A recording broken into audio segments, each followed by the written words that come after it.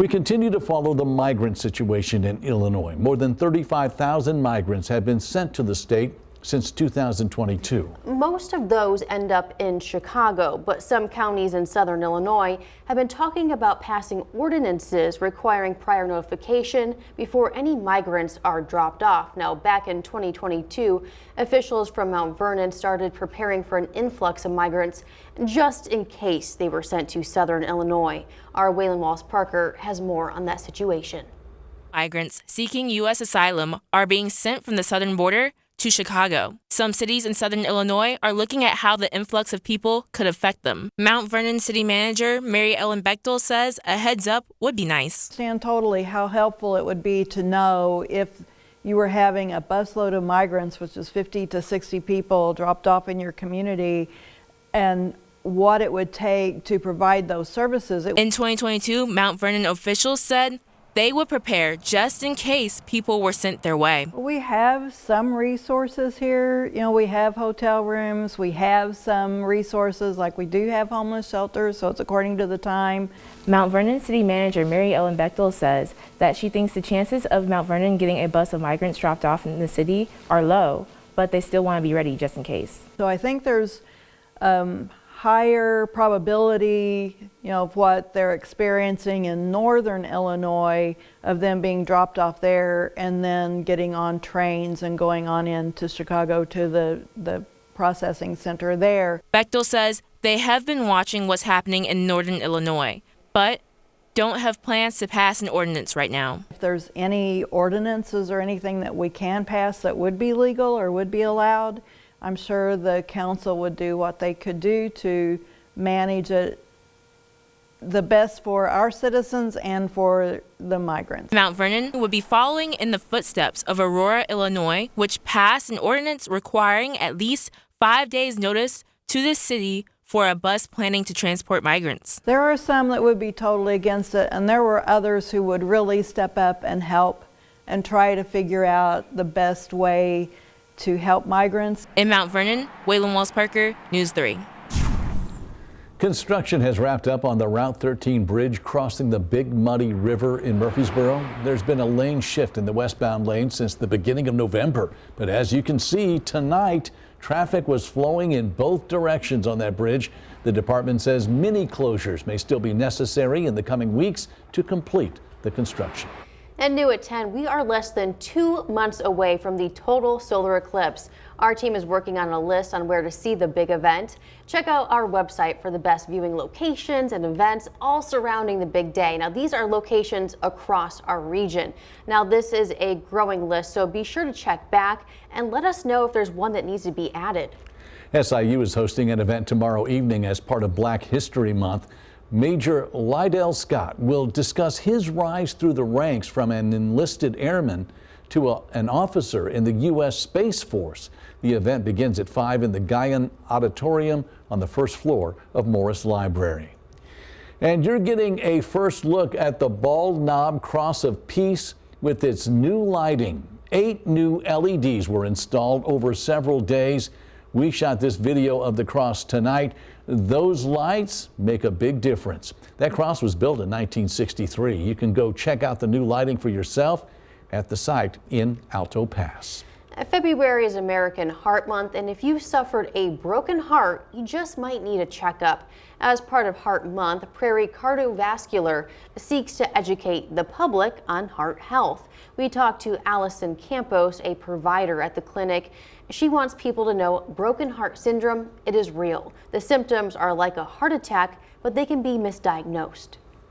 Broken heart syndrome is a condition in which the heart muscle weakens because of an emotional situation that happens. We think, we're not 100% sure, but we think it's because when somebody has a surge of stress hormones like adrenaline, it causes the heart to constrict and then the muscle doesn't get the blood it needs. She adds it's quick and can happen from events like the loss of a loved one, a house fire, or something even positive like winning the lottery. Many residents of assisted living facilities across southern Illinois received a special visit for Valentine's Day. The Valentine's for Seniors Card Drive is an annual event. Members of the community create personalized cards to give to people in the care facilities. Those cards were delivered today by Illinois State Senator Dale Fowler.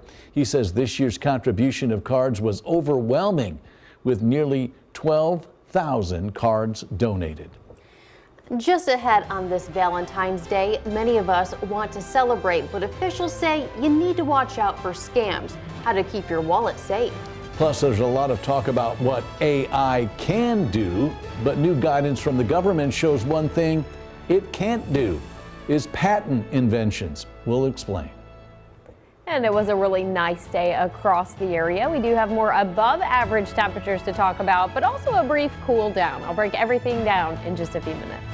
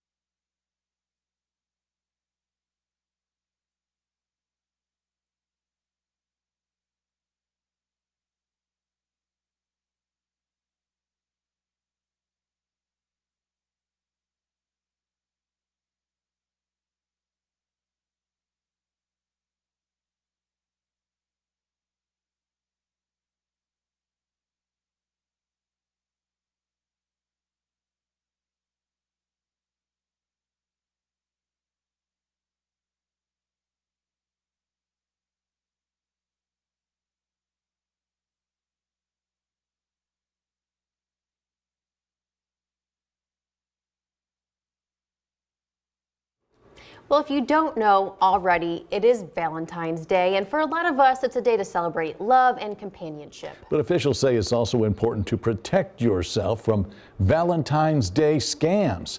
Jen Sullivan looks at how. More couples are finding their partners online. According to Pew Research Center's most recent data, nearly half of Americans who were single and looking to date turned to online dating. But not everyone finds true love on the internet. For some, what they find is far from a fairy tale. We're talking about romance scams, where criminals adopt a fake identity to gain a victim's trust and later exploit them for money.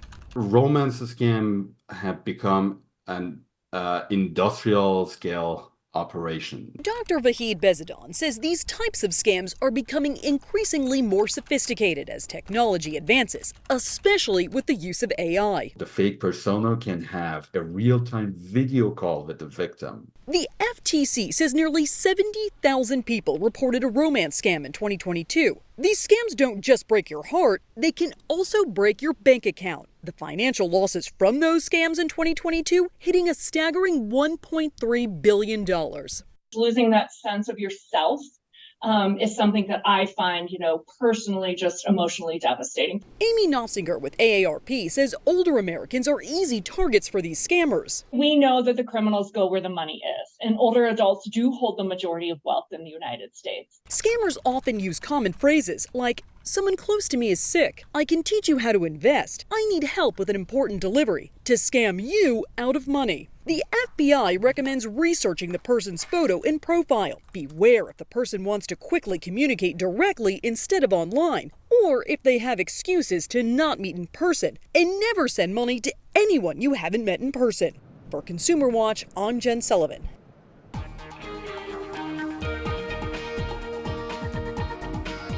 It turned out to be a beautiful day today. We did see a lot of sunshine, and we are still seeing the mostly clear conditions showing up on our sky cams tonight, along with more mild temperatures. We are after 10 o'clock at night, and we still have a lot of us holding on to the 40s. It is 46 degrees right now in Carbondale, and we've got 43 in Cape Girardeau, 42 in Paducah, a little bit cooler in Mount Vernon, coming in at 39, Union City at 41. But overall, a pretty mild night. Some of us even still in the 50s. We've got Poplar Bluff reading 51 degrees. It's hard to believe it's Valentine's Day. We've got some changes coming our way, though. Quiet conditions as we head overnight tonight. By the time we get to tomorrow, we will be tracking a weak cold front. We really just are going to see a wind shift, some breezy conditions, and an increase in some of the cloud cover through part of the day. Not expecting a whole lot of rain with this.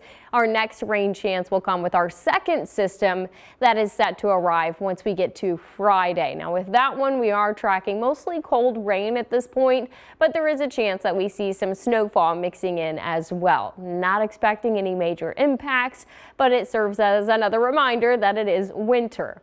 Wide look of the satellite and radar tonight. Again, not a whole lot of activity showing up. We are going to see that change by the time we get to tomorrow morning. So as we head through the night tonight, we're talking about mostly clear to partly cloudy skies. And then by the time we get to early Thursday morning, here's our cold front. It starts to make its way through the region. It does try to generate maybe some light rain, but again, I think most of us are going to be staying dry, and it's in and out of here very quickly. And once it moves out, we are tracking sunshine through the remainder of the day. We don't start to see those clouds increasing again until we head to the overnight hours on Thursday. So overall, a pretty mild day, but with this front, we are going to see some gusty winds at times. Winds will start out of the southwest. Once that front comes through, they will shift out of the northwest, and we could see some of those wind gusts running close to 20 to 25 miles per hour. So just going to be a bit breezy. Keep that Storm Track 3 app around. We are watching Friday. We do have that rain chance coming back to the area, along with that potential for a few snowflakes. But again, it's in and out of here pretty quickly. We dry out Saturday, Sunday, and then we continue to stay dry even as we head into early next week. I think the biggest thing that you'll see after Friday's system is not the potential for a few snowflakes, but just the colder temperatures. So the high on Friday is actually going to be 40 degrees, but temperatures drop throughout the day. By the time we get to Saturday, we are going to be seeing only 37 degrees for that high, which takes us back below average, but it's very short-lived. So that's the good news if you're not ready for more winter weather. As we head Sunday and into Monday, we will see those temperatures rebounding right back up into the 50s. Even as we head towards the middle of next week, there's really not a whole lot of winter in this extended forecast. I mean, by Wednesday, we're still tracking 60s again. Wow. It is still, though, just hard to believe that we go from 60 one day to snowflakes the next day. But I don't like that, but at least it's short. It is short-lived, True. which is Yeah. good. All right, thanks, JC. Well, now to Washington, D.C., where 3 police officers are recovering after being shot this morning. D.C. police were serving an arrest warrant for an alleged case of animal cruelty. The suspect refused to come outside, so officers tried to force their way into his home. And that's when the suspect opened fire.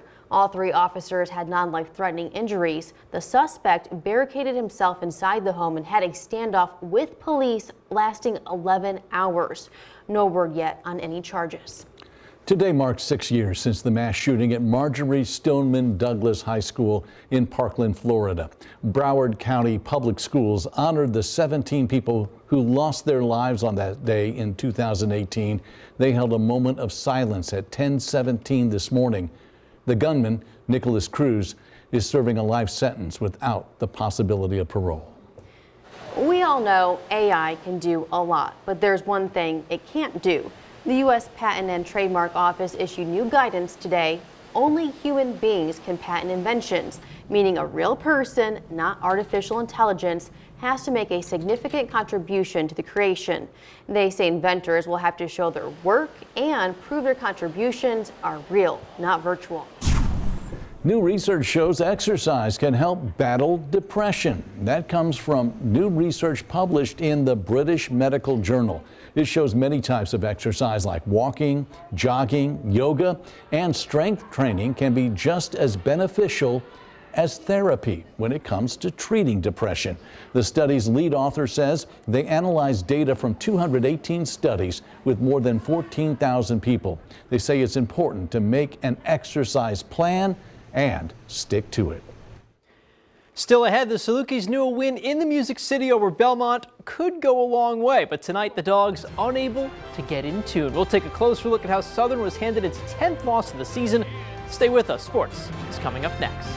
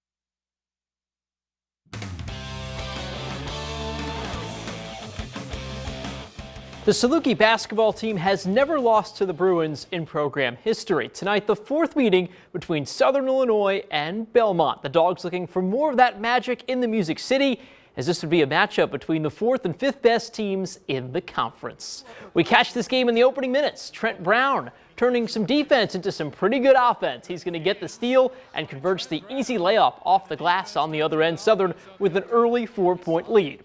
Later on, the Salukis down by 5. That would change thanks to Troy D'Amico. He's inside with the ball, finds Scotty Abube down low, and Scotty gonna rock the rim right here. SIU down by just 3. Final second of the first half, Kashawn Davison gets the inbound pass and buries the 3. Bruins led by 6 at the break. In the second half, Belmont running away with it. Welcome back to the lineup, Jacoby Gillespie. He poured in a game-high 26 points, and Belmont runs away with this one. Salukis falling hard 82-68 in the Music City. We'll have more on what's next for the team tomorrow night here on News 3. And here's your view around the valley. So as we just mentioned, SIU falling hard. They're back at home on Saturday night against a very tough 23rd ranked Indiana State squad. Murray State picking up a 10-point win at home this evening. It's the Racers over Missouri State, 82-72.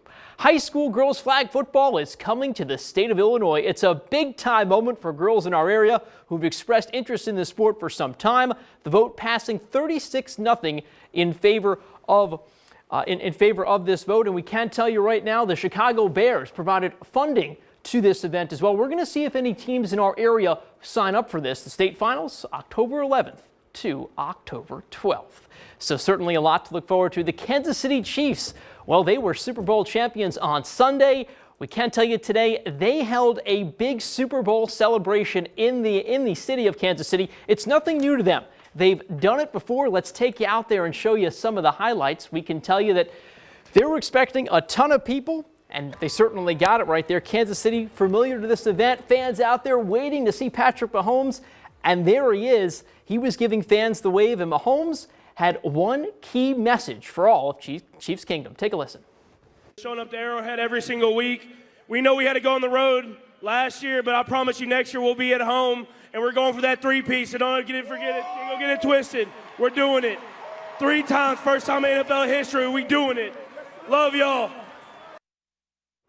And guys, that was really the highlight of today's event in Kansas City. The team, obviously, we know, used to these celebrations, their 3rd Super Bowl championship in the last 5 years. And I know earlier today, some tough times there, but let's keep the focus on the happiness, and it is definitely all about the Chiefs and getting to celebrate another Super Bowl victory in Kansas City. All right. Thank you, Jake. And we want to tell you about today is National Ferris Wheel Day. Did you know Illinois is the birthplace of the Ferris wheel? It was named after a Chicago inventor, George Ferris. He built the first one back in 1893. It debuted at the Chicago World's Fair that very same year. Now, the original one, of course, is gone, but Illinois is still home to the iconic Ferris wheel at Navy Pier. That one comes in at number 8 for biggest Ferris wheels in the U.S. And JC, how about one last look at the weather before we go? Well, the weather still looks pretty nice tomorrow. We are tracking a weak cold front making its way into the region. It's really not going to bring a whole lot of rain, but it is going to bring us just an increase in clouds for a little bit. Temperatures, though, still top out above average until we get to Friday with our next system coming through, tracking some cold rain. Maybe a few snowflakes mixing in at this time. It's not looking like a major event. We're not expecting any big impacts. It's just kind of something to keep an eye on as that gets closer. You'll really notice that cool down by Saturday. We're talking low 20s as we start the day with highs only in the upper 30s. At least it's short-lived, though. All right, enjoy the warm tomorrow. Thanks, JC. And that'll do it for us tonight at 10. Jimmy Kimmel is up next. From all of us here at News 3, we thank you for joining us. Good night.